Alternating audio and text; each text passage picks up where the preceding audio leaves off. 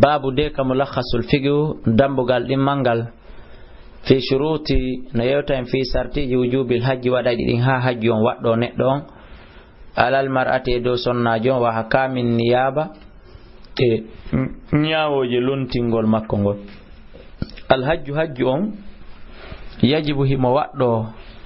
alal muslim e dow julɗo dakaran gorko kana laati am untha ma ko sonnajo lakin nasi koni to yustaratu hino sartinana li wujubihi waɗɗagol hajju ngon alal mar'ati e hoore sonnajo ziyadatan ko ɓeyditi amma sabaga gaay ko feƴƴuno ko mina shuruti immorde sartiji jowi timmanay ɗin gorko on amma ko sonnajo kañum hiɗi ɓeyditi kon ɗum woni ko ɓeyditi kon wujudul muharram heɓugol harmanɗo mo o yaada alladi on yusafiru ma'aha mo wawata foya sudude e muɗum li adaihi fi tottugol hajji o kanko sonnajo fi tun o woni julɗo o woni hellifaɗo o woni marɗo haqqil o woni dimo o heɓi kadi jawdi ko yaare si tawi ɗiɗo joyi timmi kono o heɓali harmanɗo mo wono bandirawo makko ma ben makko ma ɓiɗɗo makko mo voya sidida e muɗum ma modi makko haray kanko si o sarti jeegaɓo ɗo timmali haray hajju ngu waɗɗaki li annahu ko fi honɗum no woni la yusulaha daganta ko sonnajon asafara voyasugol li hajjin fi hajjugol wala li gayrihi wona voyasigo tana hajju kadi biduni muharramin ko alda e wondugol harmanɗo mo li qawli sallallahu alaihi wasallam sabu mako ne laaɗo la tusafiru duwaka voyasude fes almar'atu sonnajo illa ma muharrimin sonara mo wonde harmanɗo mo ma modi makko wala yadkhulu alayha duwaka natude kadi hoore makko rajulun gorko illa wa ma sonano wonde makko kanko sonnajo muharramun harmanɗo mo ma modi makko rawahu ahmadu bisadin sahihin jonno musidɓe an julɓe mi lando on landal onon ɓe wonɓe jentade surtout onon ɓe ɗo bandiraɓe am si tawi woni hajju e hoore mum ɗum ɗo ko dinani ɗum ɗo ko dewal ko tugalal islamu jowa ɓangal non si tawi woni sellanta sonnajo nde o voyasata o yaha hajjoygol fi tottugol ngal tugalal jowaɓal waɗɗi ngal mo so heɓali mo o yaada bandirawo makko ma ɓiɗɗo makko ma modi makko ma ben makko haray sellataka o yaha haray yo accu ɗon yo yilto haray hajju waɗɗaki mo ene est ce que ko yahugol sodoygol marchandise Chine ma Dubai ma Zere Kore ma yahugol Mali Bamako ma Cote d'Ivoire ma Guinée Bissau ma yahugol kala ka yahi ton est ce que haray ko ɗum ɗo sellanta sonnajo voyasugol o wonda e modi makko hay immagol ɗo yaha fuuta ƴewtoyagol mawɓe ɓen ko hani kon ka islam sonnajon so wonda e modi makko ma ɓiɗɗo makko ma bandira makko ma ben makko haray hanaka o yaha haray sellata tawno jonnon mijite sonnajo tun immo ɗo yaka garu wattirma ka aéroport taƴa biye auto ma avion immo yaha cikkoyo e hôtel tawa hino ɓiƴƴodira e worɓe e janamɓe est ce que haray ko ɗum ɗon sellata musidɓe julɓe haray woten ɗayni to e dina men kan si tawi Allah inni hay hajju ko hajjantalan kon sa heɓali mo yaada accu ɗon haray mi noddama ton wona yahugol e ɗeɗo leyɗele janane gillodira e worɓe janamɓe jippoyo e hôtel ji sikki wala haray wona ɗum sellata awa mi watti ɗum e sokeje mon onon ɓe bandiraɓe am wa qala rajulun gorko go wiyani lin nabi annabajo sallallahu alaihi wasallam inni min uridu min fala an akhruja nde mi yaltata fi jayshi kada e yaadugol e konu wanuni haɓoygol jihadi kono wamraati sonnajo an on turidul hajja mi fala hajjoyde nder nde hitan ɗo kono mi watta kanko tulle sellataka o yaha fa qala ne laaɗo maki anilu haɓoygol ma jihadi ndin ukhruju ma'aha yaltida e ɓeygo ma hajjoyo wa fi sahihayn nari ka sahih bukhari anna imraati ka wi wonde sonnajo on kharajat hajjatan o yalti fi hajjoygol wa inni min kadi le iktabtu mi winduyke fi ghazwati kada e nder ndi jihadi ni kono mi watta qala ne laaɗo maki anilu jihadi ndi in talik yaha fa hajji ma'aha hajjidoya e ɓeygu ma yo anilu hajju ma e haɓoygol jihadi makko ndi ɓawole o windama fitum to ɓeygu makko tum voyage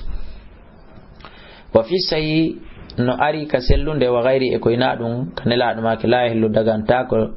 limra'atin sonnajo to safirunde o voyasata masiratu yawmin wa laylatin ka yarete jemma goto e ñallal gotal ka yarete tum 24 heures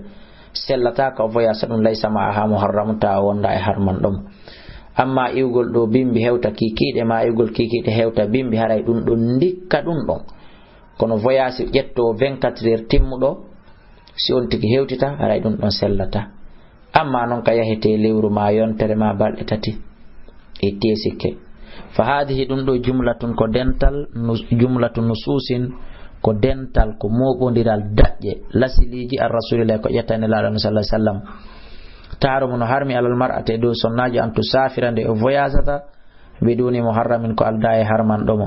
yusafiru ma'aha mono voyasidida e makko sawan no fatater kana latki a safar voyage on lil hajji ko fi hajju aw li gayrihi ma ko tana hajju wa dalika ɗum non li ajali e saddi dhari'a ko sabu tun fi uddugol o ɗo bone sakitotoɗo anil fasadi ga e boneji ɗi wa dalika ɗum li ajali saddi dhari'a ko sabu uddugol ko sabu awaligoy kalugol sakitagol anil fasadi ga e bone on wal iftitan e fitinaji ɗin minha e morde muɗum wa biha e sabu muɗum qala al imam ahmadu rahimahullah al muharram al muhrim min as-sabil faman lam yakun laha muhrimun lam yalzimuha wi al muhrim al muharram bimana teddudo harman domo mo yaada min sabil immorde lawol faman lam yakun la kalama la tanakidu muharramun harman domo lam yalzimuha re waddaki on don al hajju ngon taw bi nafsiha e hore makko wala bina ibiha wona kadi e mo lontinta bimana hare he waddaki mo kaw hajja waddaki mo kadi kaw lontina goddo ko muharramun mara ko wiyete non harman do sonnajo huwa dum zawjuha ko modi makko aw man yahrimu alayhi ma kala mo harmi e hore mudum ni kawa jombugol mo tahariman muabbada hara ko harmande furay bi nasbin sabu dambe on tegi den ka akhiha wa no nene goto makko wa abiha e ben makko wa ammaha e bappa makko wa buna akhiha e biddo nene goto makko wa khaliha e kaw makko beedo fop no harmani mo nde be jombata mo furay aw harrama alayhi ma harayno harmiri e makko bi sababi mubahin sabu dagido ka akhin min ar-rida wono musiddo makko mo hawti muynam odo kadi no harminde jomba mo hibe wawi voyasude aw bi musaharatin ma sabu esira yagal ka zawji ummiha wono modi biro makko kono naben makko ko modi biro makko wabuna zawjiha e biddo modi makko beedo fop mudum no harminde jombata mo o himo wawi adude beedo lima fi sahih muslim sabu ko ari kon ka sahih muslim kan la ma ki la yahillu dagantako limuratin sonnajo tu'mina billahi tayde ko gumdindo Allah an tusafirande o voyasata illa wa ma'aha si wonara no wonde makko abuha ben makko aw ibnaha ma biddo makko on aw zawjaha ma modi makko aw dhu muhrimin ma jon harman domo minha imorde makko sina dum haray sellata wona fagatu muharrimha haray non dépense o do harman domo mo yaadata fi safari ko voyage alayha aray ko kanko debbo on fawi haray kanko jettata fere o yaw illa ko ina gotel hara on kadi no fokkiti hara be wattida fa istaratu no sartina li wujubil hajji waddagol hajju ngun alayha are makko kanko sonnajo an tamlika ndo hebata kadi ma yunfiku konko dépensirta alayha e hore makko wala muharrimiha e ko dépensirta o do harman do mo wondo mo dotude dhihaban wa iyaban ale e retour wa man wajadat kala hebudo muharraman harman do mo mo yaada wa faratat o welsindi bit ta'khiri sabu nettina goltum hatta fagadatu ha o wasa on don tay hande kadi ala ma qudratiha wondude le hari e tagane gol makko al maliya taga jawdi yanko intazarat haray ko yo habbito husulahu hebagol sifa on don kadi fa in aysat so tajike min husulihi e hebagol sifa on harman do mo yaada istanabat haray hande kadi ko yo lontintunno man yahujja anha ommono hajjanamo wa man wajaba kala mo waddi alayhi hori mun al hajju hajjugol thumma mata lefti o maayi non qabla al hajji ko adi o hajjude ukhrija ko yo yaltine min tarikati a immorde jawle de o acci den min ra'sin mal immorde hore jawdi makko nin al miqdara e bore alladhi den yakfi den wawata yonande lil hajji hajju wa ustuniba lontini anhu e gaay makko man yu addihi anhu ommono tottano yamu hajju makko ngu en faami mo maayi hajjali tawile ko wersindare kono hajju farlinoke mo ronay be ben ko adi kon ko be surtu don jawdi ko gasete hajjiro yede be ba goddo go tawnodo hajjani horimo o ya o hajjano yamo famike limara wa al-Bukhari sabuko Imam Bukhari filli an Ibn Abbas Abdullah ibn Abbas anna imratan sonna jogo kala to wino ya Rasulullah inna ummi no biru an nadarat be fodun anta hujjande be hajjata kono falam ta hujja be hajjano hatta mata tahabe mai afa hujja anha ene yomi hajjambe qala ne laado makinam hujji anha hajjam araiti ayyali law kana ala ummiki taylatin edu yumma ma daynun nyamande de jawli yimbe ben akunta ala to no gadiyatuhu yobo wonde nyamande ka awa abdullah ko nyamande Allah den abdullah yobane Allah falillahi ko wonande Allah haqqu buri hanude bil wafa'i de o yobante fadalla hadis ino tindini ala an mata anna man mata wonde kala maydo walayta an fay hajju wajaba rayno waddi ala waladi edo bib makko ben aw walima waliya makko ben an yahujja an de be hajjantamo aw yujuhiza ma be hebila man yahujja anhu umman hajjanamo mira asmalil mayti immorde hore manan kun jawdi maydon tigi ko don jettate si dun don gasino kala ko luttino rono ben senda kama yajibu no wadduri ala wali edo wali makko on kadi kada adu yunihi yobangol mo nyamale makko den wa gadaji ma gomdi be fottani ala anna daynal adami wonde no nyamale ibnu adama o yuquda hino yobe min ra'smalihi immorde hore jawdi makko ninsi o maayi fakada kon no ma shabbaha lahu kala ko nandintinani mo e mudum fil qada'i e yobugol wa fi hadithin akhar nari hadise go kanko sonnajo inna ufti anden bandira on laado nadarat o foduno anta hujjande hajjoyta wa fi sunan daraqutuni nari ka sunan daraqutuni inna abina ben amata o mayno walayten fawimo hajjatul islam hajjangol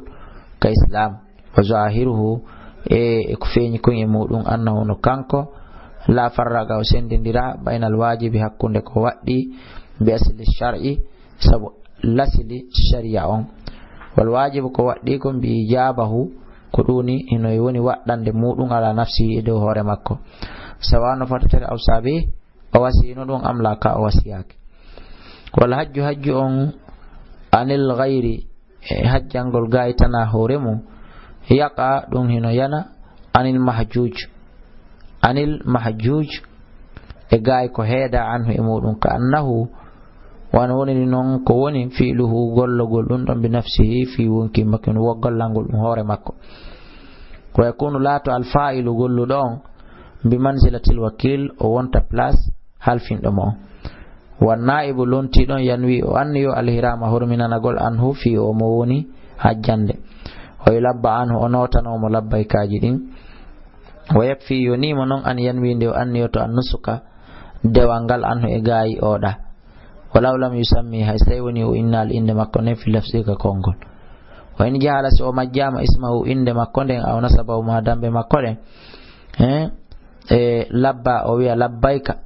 amman aslama e gayi on silmudo ilay faade kama ilay faade kama almal jawdi ndi li yahujja anhu ko fiyo hajjirane bi sabu jawdi ndi wa istabuno idana lil muslimi jullon an yahujjande o hajjantan abaway ga jibimbe mo bendido mo duwabe hajjande sibe fatike be hajjali in kana tasibe latike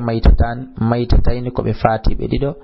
aw hayyeni kon ma ko be wuru be dido kono ajizaini ko be ronko be dido be tanata hajjoy gon anil hajjiga e hajjungu